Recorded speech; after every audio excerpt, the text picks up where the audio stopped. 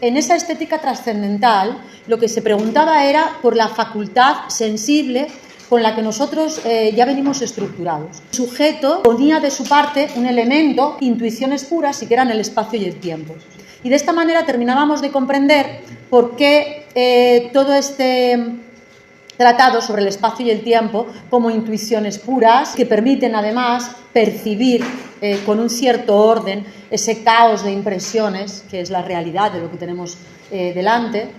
Pero también nuestra sensibilidad no es un puro receptor, sino que también es como un sintetizador.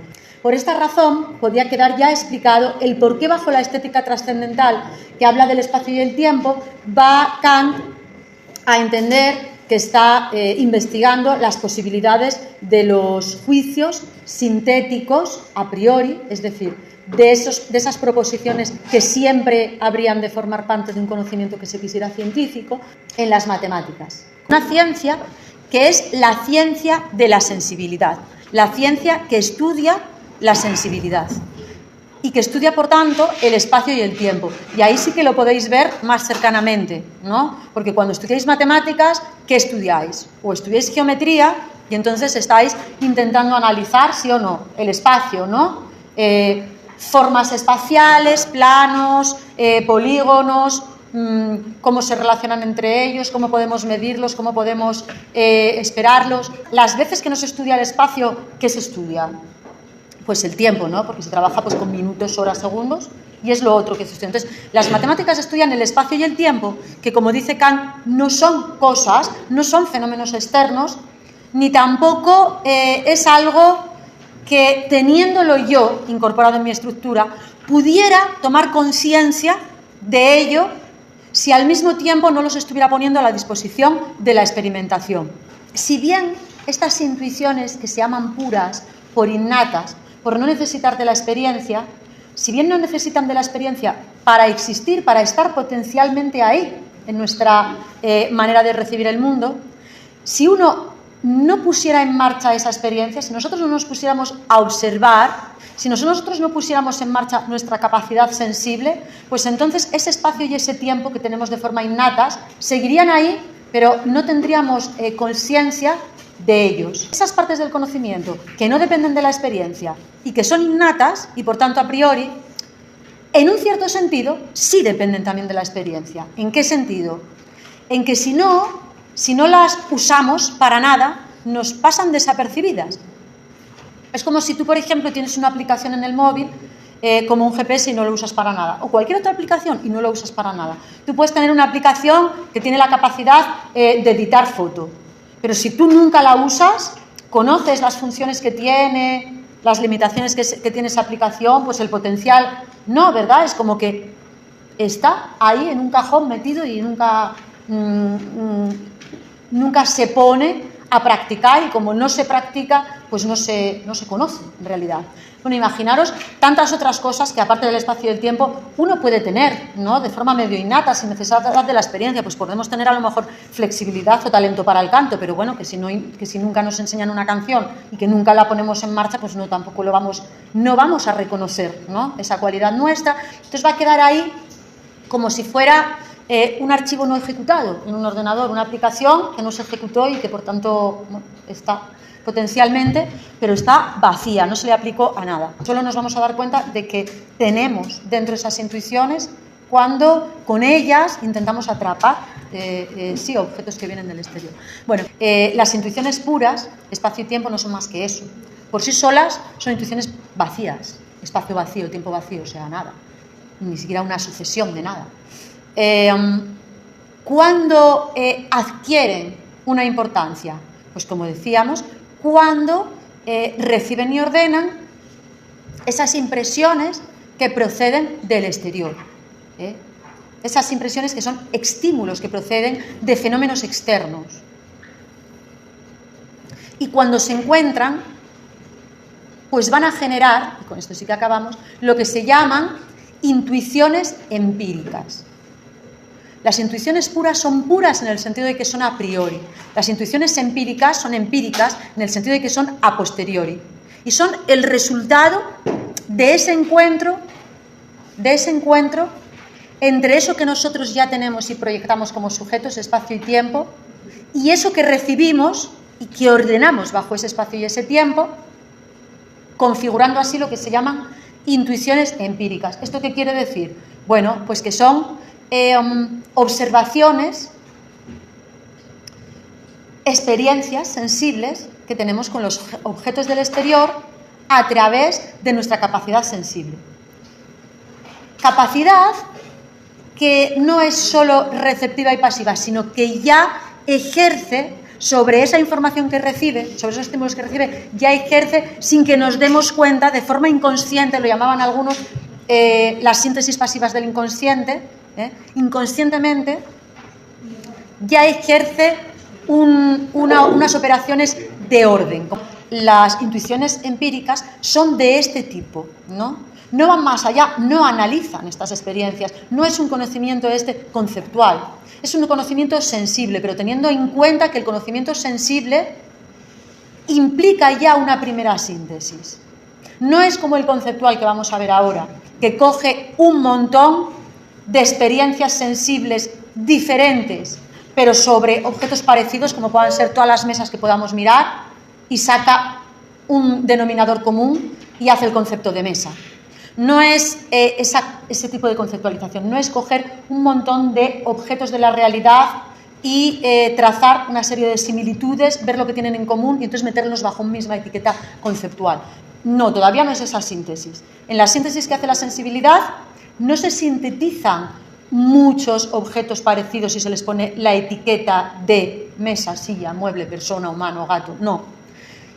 Bastante es con que la experiencia empírica nos permite obtener la sensación, la contemplación de un objeto, no de un montón de sensaciones caóticas, de colores, de olores, de sabores, sino de un objeto. Y atribuimos esos colores, sabores, olores y diversas impresiones a ese mismo objeto. Y incluso la síntesis va tan lejos que somos capaces de coger ese objeto, mirarlo por diferentes lados, que nos da sensaciones distintas y aún así atribuírselas a un mismo objeto. Entonces, ¿no os parece que ya es bastante? Ya es un trabajo que no es simplemente pasivo. Lo que queremos decir es que mirar o escuchar no es nada más mirar o escuchar pasivamente el exterior. Para mirar y escuchar y, por ejemplo, mirar y ver un objeto como tal, como un bolígrafo, ¿no? Como algo que reconocemos y saber usarlo, o lo que es escuchar y reconocer un sonido, una palabra, ¿no? Aunque no supiéramos lo que significara, o reconocer una música, ¿no? Y no, por ejemplo, un ruido de claxones ahí de un atasco, sino una música agradable. Eso ya implica que estamos haciendo toda una reordenación, ¿verdad?, de eso que vemos, de eso que oímos. Repito, una ordenación que es inconsciente y que la hacemos en milésimas de segundos y que la hacemos sin ni siquiera necesitar tener la voluntad de hacer ese trabajo. Nuestro sistema nervioso funciona ahí por nosotros, lo hacemos inconscientemente. Pasaríamos ahora a lo que se llama lógica trascendental. Pero la lógica trascendental se divide en dos grandes partes. Vamos a ir con la primera, de analítica trascendental. ¿Qué es entonces la analítica trascendental? ¿Qué supone? ¿En qué avanzamos? ¿Y qué es lo que va a estudiar con toda la profundidad Kant en este tramo de su obra? En la analítica va a estudiar esa que es la facultad que nos permite ya no ver u oír, es decir, ya no percibir, sino entender. Va a estudiar el entendimiento. No estudia el entendimiento, pero el entendimiento está desconectado de esto anterior, de esa sensibilidad de la estética trascendental. No, es como un peldaño más. Es decir, la analítica trascendental estudia cómo comprendemos, cómo entendemos, pero claro, ¿cómo entendemos qué? ¿El entendimiento sobre qué se aplica? El entendimiento, ¿qué es lo que hace? Que no son percepciones, conceptos. Cuando tratamos de analizar, de entender, ¿qué tratamos? De conceptuar una situación. Fundamentalmente, ¿qué es lo que trata el entendimiento? Bueno, pues trata de cubrir aquellas limitaciones, aquellas carencias, entre comillas, que tendríamos, o que tendría, mejor dicho, nuestro conocimiento, si únicamente nos valiéramos de la sensibilidad. ¿Y cuáles son? Pues las que ya dejó Hume. Con la sola experiencia, incluso aunque tengamos una experiencia activa que ordena, que tiene esas síntesis pasivas del inconsciente, ¿no? Pero ¿qué tiene de, qué dijeron ya Hume y otros? ¿Qué tiene esto de carente, de limitante? Pues que la experiencia como tal solo vale aquí y ahora. Es un conocimiento que se desvanece con el paso del tiempo. Como decía Hume, la experiencia, el conocimiento empírico por sí mismo y por sí solo no lo podemos universalizar. La experiencia es rica, pero la experiencia nos habla de lo que tenemos ahora aquí delante, ¿no? La percepción nos habla de lo que tenemos delante, no de cómo van a sucederse las cosas en el futuro. Entonces, claro, en esa estética trascendental la sensibilidad le sirve, ese tipo de conocimiento empírico vale sí para las matemáticas, porque las matemáticas lo que hacen es como si dijéramos analizar o calcular esa facultad nuestra, esas intuiciones nuestras. Pero para hacer física, por ejemplo, que es lo que se va a preguntar aquí, necesitamos ir un paso más allá. Si lo que queremos es pronosticar algo, entonces necesitamos conceptualizar esa experiencia, coger esas contemplaciones, esas percepciones que conseguimos con la estética trascendental, que conseguimos con nuestra sensibilidad, siendo la materia prima como de la parte objetual.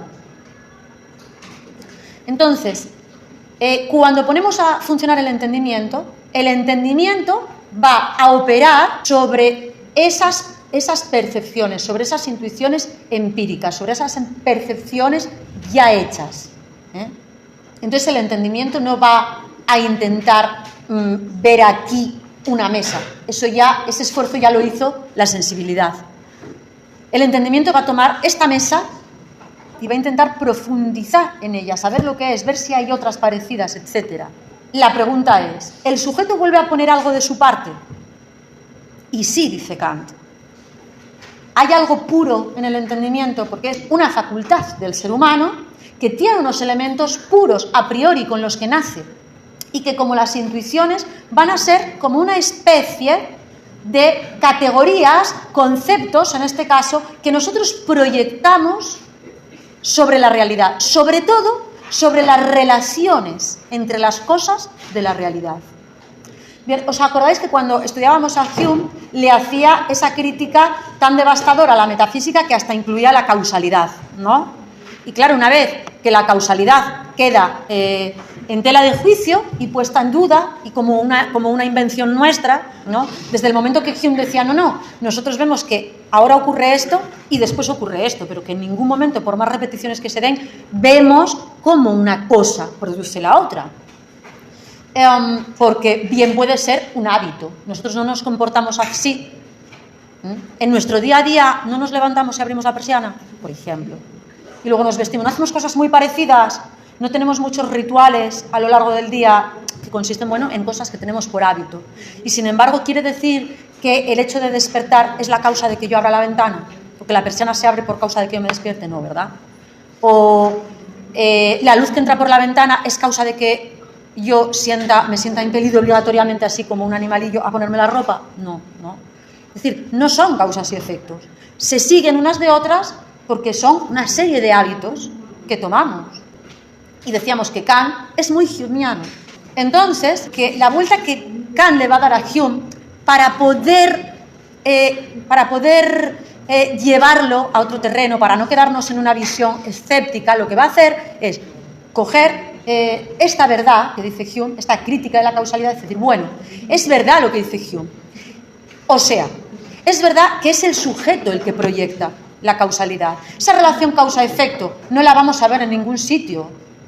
La causalidad no es una cosa, pues como el espacio y el tiempo, la causalidad es un concepto, pero además es un concepto puro, no es un concepto que tenga a la base experiencias. Igual que en la sensibilidad el sujeto cuenta con unos apriorismos, pues en el entendimiento el sujeto también cuenta con unos apriorismos, en este caso unos conceptos puros, también llamados categorías, que la persona, todo sujeto, igual que pasaba con el espacio y el tiempo en la sensibilidad, aquí en el entendimiento, proyectan sobre las cosas.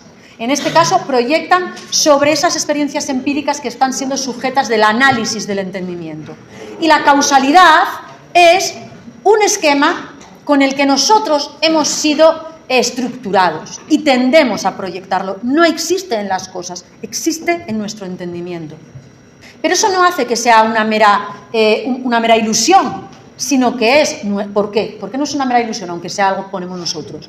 Pero hay que tomar en cuenta dos cosas. Uno, que esa relación de causalidad que tendemos a proyectar, la tendemos a proyectar no cada uno de nosotros a su manera, sino todas las personas.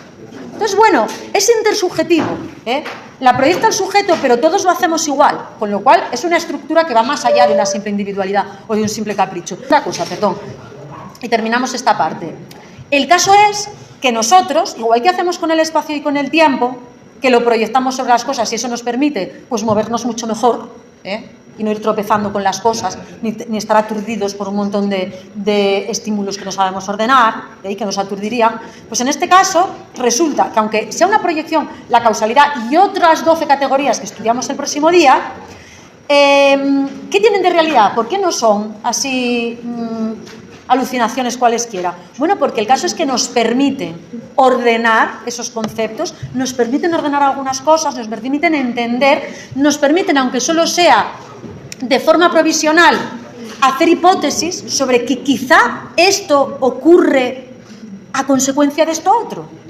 Y entonces, bueno, probemos a cambiar esto otro, a ver si entonces ya... Es decir, nos permite que experimentar a un nivel más elevado. Es decir, experimentar, pero ya sobre los conceptos, experimentar tecnológicamente, ¿no? Bajo nuestro propio control de laboratorio, nuestro propio control de variables. Entonces, aunque sea una proyección nuestra, el hecho es que nos permite ordenar la realidad, nos permite jugar con ella, nos permite elaborar hipótesis y nos permite, por tanto, testar luego los resultados. Y al final, ¿a dónde vamos a parar? Nos permite haber hecho esta física de Newton tan maravillosa que la estamos aplicando y nos está permitiendo industrializarnos y la hostia, ¿no?